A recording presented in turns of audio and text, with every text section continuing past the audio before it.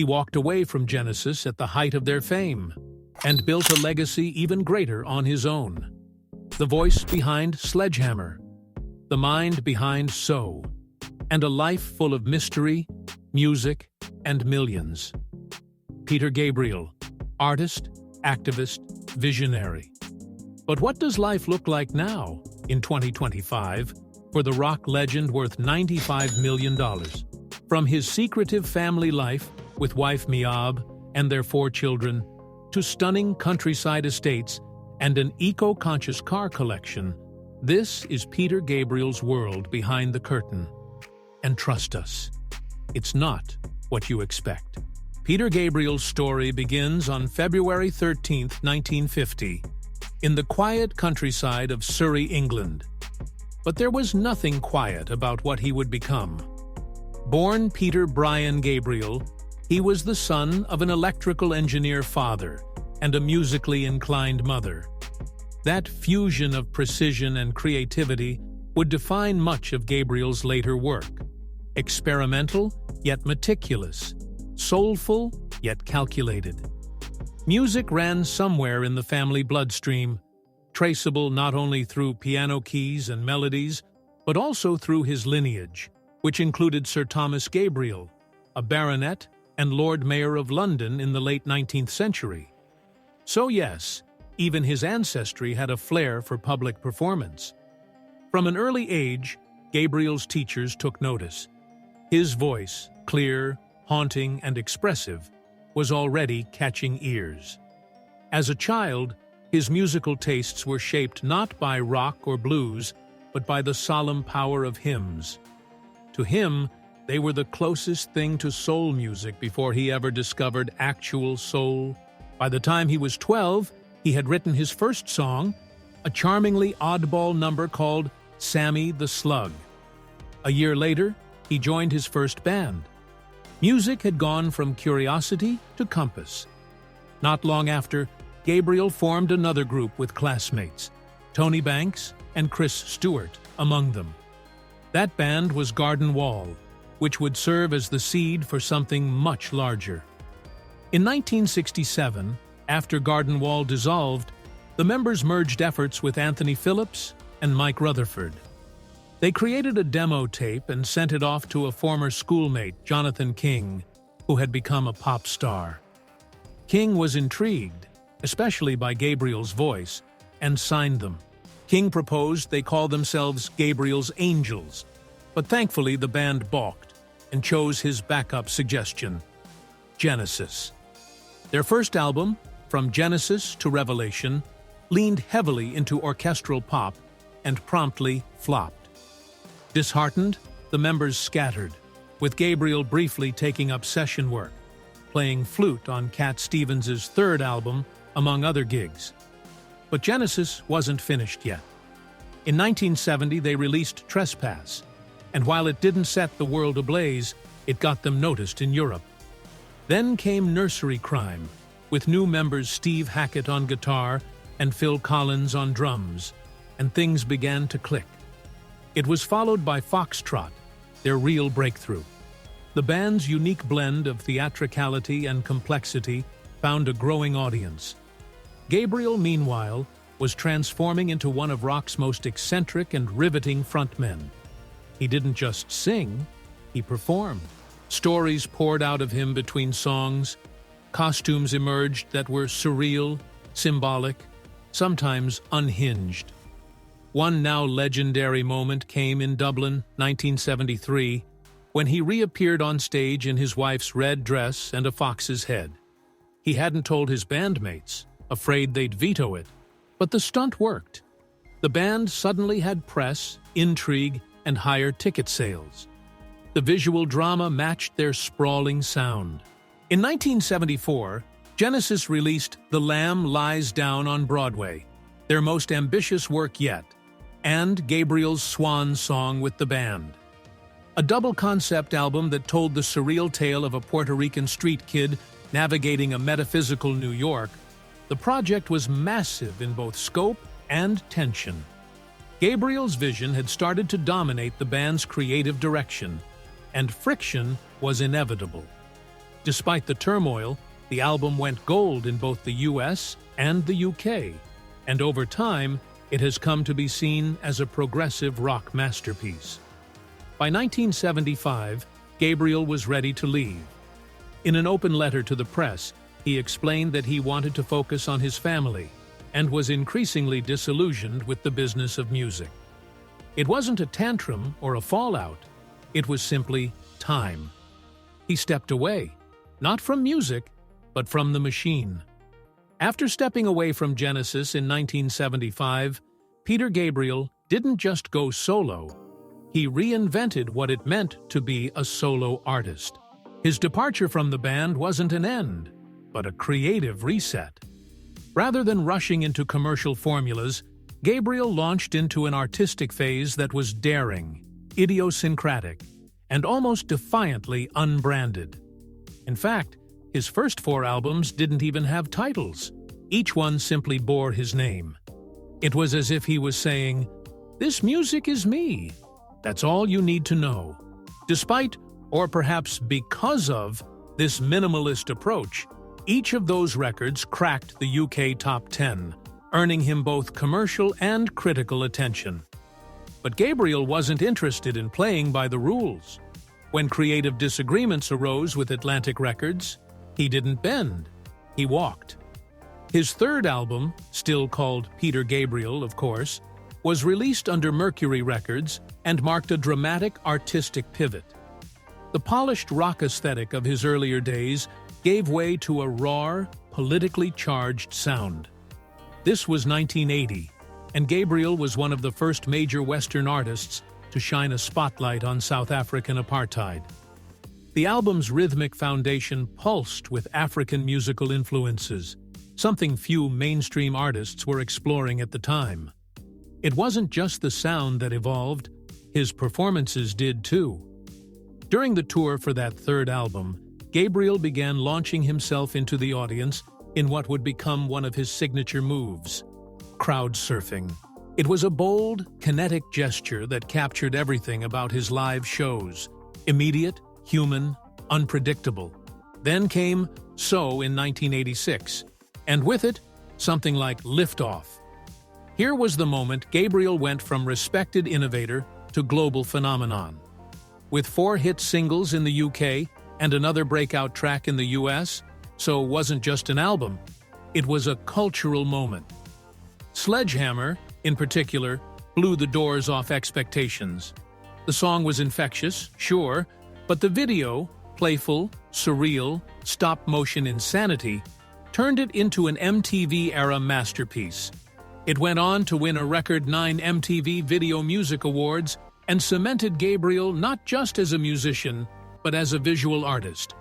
The album earned him 4 Grammy nominations, and fans were now seeing a new side of him, a fearless creative force willing to fuse technology, politics, and soul into one cohesive vision. Gabriel didn't stop there. In 1992, he released Us, an album that dove into deeply personal territory: loss, love, therapy, and transformation. Despite its emotional weight, it struck a chord around the world, going platinum in 6 countries. The visual storytelling continued, with Gabriel again sweeping 3 Grammy Awards for the album's music videos. His gift was not just in the music, but in the way he built entire worlds around each song. Alongside his album work, Gabriel carved out a niche in film scoring, lending his emotionally resonant sound to cinema. One of his standout achievements came with the animated film Wall-E, for which his soundtrack work earned him yet another Grammy. It was a fitting honor for a man whose music often felt like it came from another planet, yet somehow made Earth feel more human. Peter Gabriel's post-Genesis journey wasn't a solo career. It was an evolution, a continuous, shape-shifting pursuit of meaning, sound, and connection.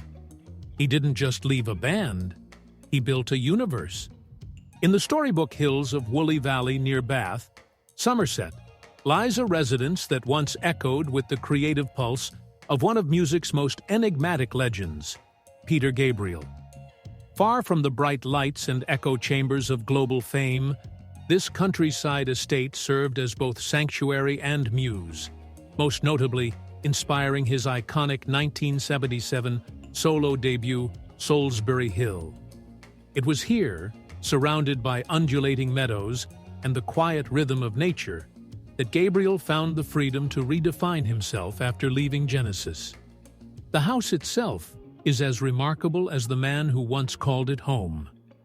Tucked into the rolling English countryside, it's not just a residence, it's an experience, unfolding the moment you step through its stately entrance hall.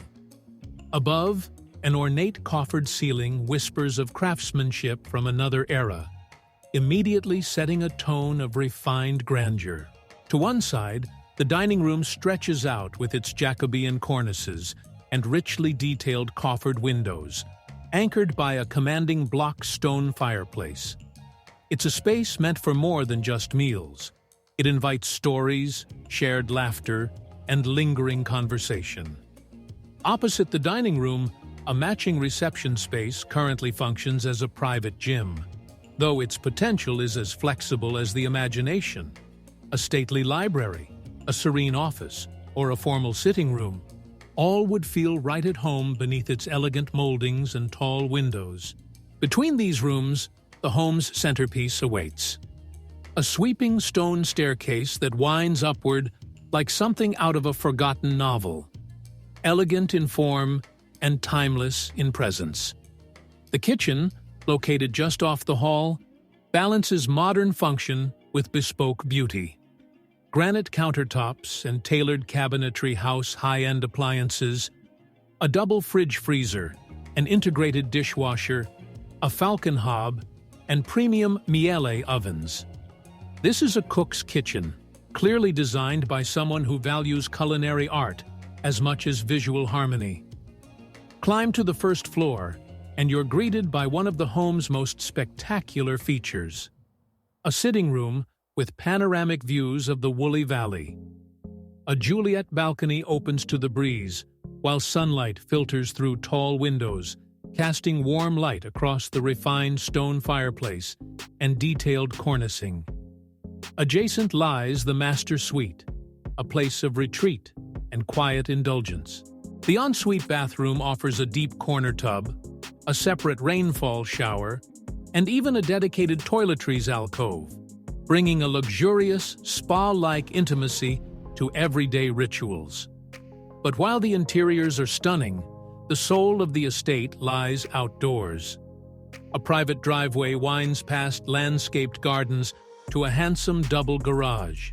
Step out from the house, and you'll find a sun-washed garden terrace, perfect for alfresco dining, morning tea, or contemplative stargazing. The grounds are a private Eden, with manicured lawns, thick stands of mature trees, and the peace of total seclusion. To the east, a Japanese garden introduces a quiet, almost spiritual counterpoint. Curved paths lead to a koi pond, currently heated for the prized fish, that reflects the sky like glass. This pond, serene and still, is not only a centerpiece, but an opportunity.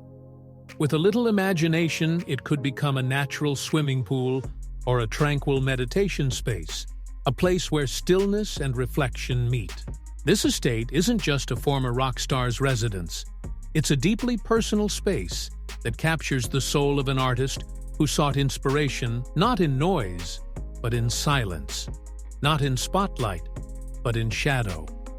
It's where songs were born in whispers, where beauty was found in the ordinary rhythm of wind and leaf.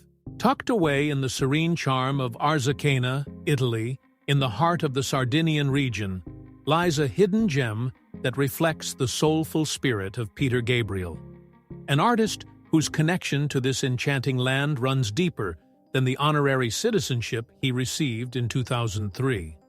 Long before official accolades, Gabriel had already carved out a quiet piece of paradise here, a mansion that whispers both luxury and simplicity, carefully designed to offer inspiration, reflection, and retreat. His residence is more than just an architectural feat. It's a personal sanctuary shaped by natural beauty and thoughtful design. Nestled within 2,000 square feet of lush, manicured gardens, this four-bedroom cluster home seamlessly blends the traditional warmth of the Italian countryside with sleek, modern aesthetics. The house doesn't announce itself loudly. Instead, it invites you in with grace, beginning with a grand two-story entrance hall that immediately sets the tone. Above, a skylight opens the home to the heavens, flooding the interior with a soft, natural glow that shifts gently with the passing day. From the moment you step inside, the layout of the home flows with purpose and poise. The reception areas lead naturally into a covered terrace, an open-air extension of the interior living space that blurs the line between indoor comfort and outdoor serenity. Whether it's an intimate evening under the stars or a sun-drenched afternoon gathering, the terrace becomes a stage for both stillness and celebration. The formal living room is warm, grounded by a rustic wood fireplace that crackles softly during cooler evenings. Bifold doors fold away entirely, drawing the eye outward to the garden and inviting fresh air to mingle with the scent of aged wood and citrus. Every room here seems to invite nature inside, not just as a backdrop, but as a living, breathing companion to the home. The dining room mirrors this energy, elegant yet unfussy, with matching bifold doors that frame the greenery beyond like a moving painting. Whether set for 2 or 20, it remains a space defined by light, air, and connection. As you ascend to the upper level, the master suite reveals itself as a quiet masterpiece. This expansive haven is more than just a bedroom. It's a private retreat designed for contemplation and calm. Skylights above draw in the day's changing light, while a dedicated dressing room adds a layer of functional luxury. The atmosphere is hushed and peaceful, the kind of space where ideas take root and melodies are born. Gabriel's Italian retreat is not ostentatious. It doesn't scream for attention. Instead, like the man himself, it exudes thoughtful restraint. Every line, every window, every material chosen not for show, but for meaning. It's a place that respects the land it rests on and honors the quiet moments that give life its truest texture. After crafting a name for himself through musical innovation and emotional storytelling, Peter Gabriel used his voice not just to fill stadiums, but to stir global consciences. By 1986, he'd become more than an artist. He was stepping fully into the role of activist. That year marked the beginning of his enduring collaboration with Amnesty International. And he didn't just dip a toe into the water, he dove headfirst. Gabriel became a fixture in every one of Amnesty's 28 human rights concerts between 1986 and 1998. Whether it was the Electric Conspiracy of Hope tour across the U.S. in '86, the sweeping Human Rights Now World Tour in 1988, the Chile Embrace of Hope concert in 1990, or the Grand Paris concert for Amnesty International in 1998, Gabriel was there, center stage, often closing with his searing anthem, Biko. And when he wasn't singing, he was standing beside artists like Lou Reed, David Gilmour, and Youssou N'Dour, uniting music with message in Amnesty's Secret Policeman's Ball events. He wasn't just lending his name, he was lending his soul. In interviews, on stage, and even on NBC's Today Show in 1986, Gabriel spoke about human dignity with clarity and conviction. His passion didn't fade when the lights went out. It deepened. Out of this energy, he launched Witness, a groundbreaking organization that taught human rights activists to wield cameras and digital tools as weapons of truth. It empowered the oppressed to document abuses and shine a spotlight on injustice. In 2006, This vision earned him the Man of Peace Award from the Nobel laureates, a rare honor that matched the scope of his ambition. His mission was never isolated. In 1995, Gabriel was honored alongside Cape Verdean activist Vera Duarte with the inaugural North-South Prize for fostering human understanding. And just a few years later, in a quiet meeting with Richard Branson and Nelson Mandela, an audacious idea was born: a council of wise leaders, untethered to politics or ego, who could address global problems with clarity and compassion. From that seed grew the Elders, launched in 2007 by Mandela on his 89th birthday. Chaired by Kofi Annan, the group included titans of diplomacy like Jimmy Carter, Mary Robinson, Desmond Tutu, and Gro Harlem Brundtland. Gabriel and Branson helped fund it, but more than that, they believed in its soul. The idea that the wisdom of experience could speak louder than the noise of politics. Recognition followed Gabriel like a shadow, though he never sought it. In 2008, Amnesty named him their Ambassador of Conscience, their highest honor. That same year, Germany's Werkstatt Deutschland presented him with the Quadriga United We Care Award, handed to him by Queen Sylvia of Sweden. But Gabriel kept his focus where it had always been, on the front lines of human struggle. When Sakineh Mohammadi Ashtiani, an Iranian woman, faced death by stoning in 2010, Gabriel joined the chorus demanding her release. In 2013, when Nelson Mandela passed away, he posted a heartfelt tribute. Not the usual platitudes, but a meditation on leadership, forgiveness, and the astonishing moral strength of a man who had suffered so much and still chose peace. There is no other example of such inspirational leadership in my lifetime, Gabriel said. And coming from him, it carried weight. Gabriel didn't just protest injustice against humans. When he learned that Air France continued transporting primates to labs, he didn't hold back. In a letter, he condemned the suffering, forced feeding, brain damage, deprivation, psychological torture, and death. He demanded better, and he never forgot Syria. In 2014, he publicly joined the Back with Syria campaign, giving his voice to those caught in one of the 21st century's most brutal conflicts. Later that year, he stood in solidarity with Hong Kong's Lennon Wall protesters, alongside Pussy Riot and Iron and Wine, defending the right to speak, to gather, and to dream. Even academia took notice.